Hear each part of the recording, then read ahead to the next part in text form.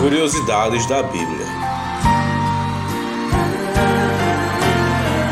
Milagres são fenômenos que fogem às leis da natureza.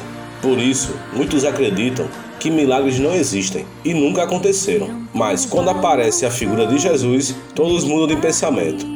A popularidade de Jesus começou a crescer depois que cegos e paralíticos foram curados, quando 5.000 peregrinos foram alimentados, no fenômeno da multiplicação dos pães, quando demônios foram expulsos. Todos começaram a sentir o poder da mensagem do Filho de Deus. Olha, é preciso que se diga que os judeus, eles não acreditavam, e ainda hoje eles não acreditam, que Jesus é o Messias, é o Filho de Deus previsto no Antigo Testamento.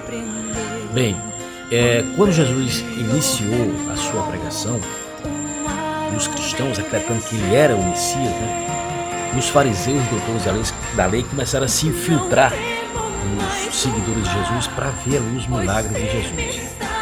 E os doutores da lei, a tradição judaica, eles tinham em mente que o verdadeiro Messias teria que realizar pelo menos 3 milagres, que era a cura de um cego de nascença, a cura de um leproso e expulsar um demônio mudo, porque o exorcismo era muito praticado no tempo de Jesus.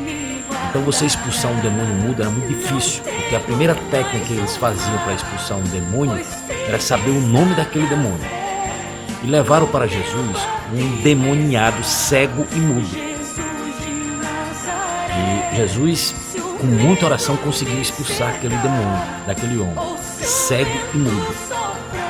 Então eles ficaram atônitos, os fariseus, doutores da lei. E não tinham o que dizer diante da multidão, começaram a espalhar que Jesus estava expulsando os demônios através do príncipe dos demônios, que é o Beelzebul, cometendo até um crime contra o Espírito Santo. Eles não aguentavam e ficaram atônitos quando viu que Jesus já tinha praticado aquela altura do campeonato, curado cego de nascença, leproso, e tinha expulsado o demônio mudo. Isso era uma prova de que Jesus era o Messias. Mas o ápice de Cristo se consagrou com o fenômeno da ressurreição. A ressurreição do filho da pobre viúva de Naim.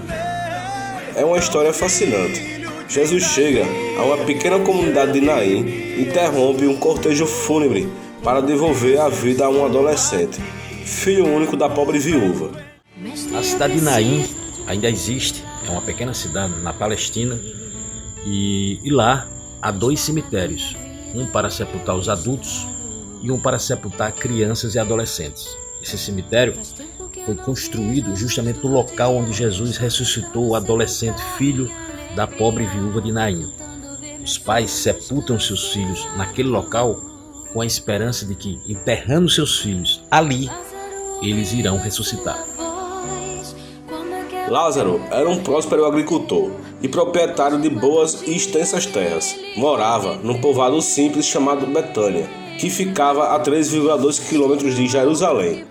Costumeiramente, Jesus e seus discípulos se reconciliam na casa espaçosa de Lázaro, onde descansavam e eram bem alimentados. As irmãs de Lázaro, Maria e Marta, tratavam Jesus como um verdadeiro irmão. Era uma amizade sólida e recíproca entre o apelante e essa influente família.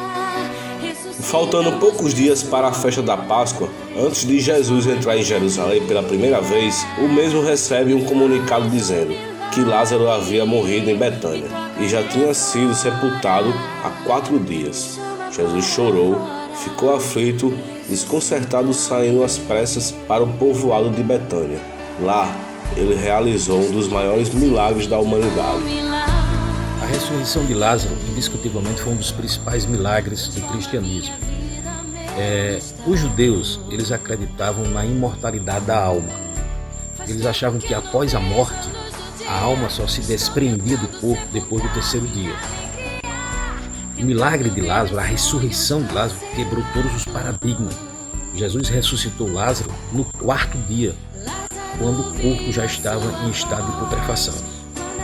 Lázaro era o principal amigo de Jesus Cristo.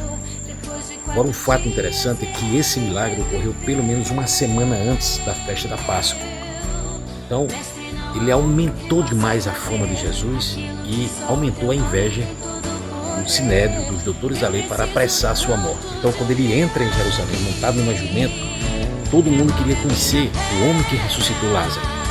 Esse milagre, indiscutivelmente, apressou a sua prisão, a sua morte e a sua crucificação.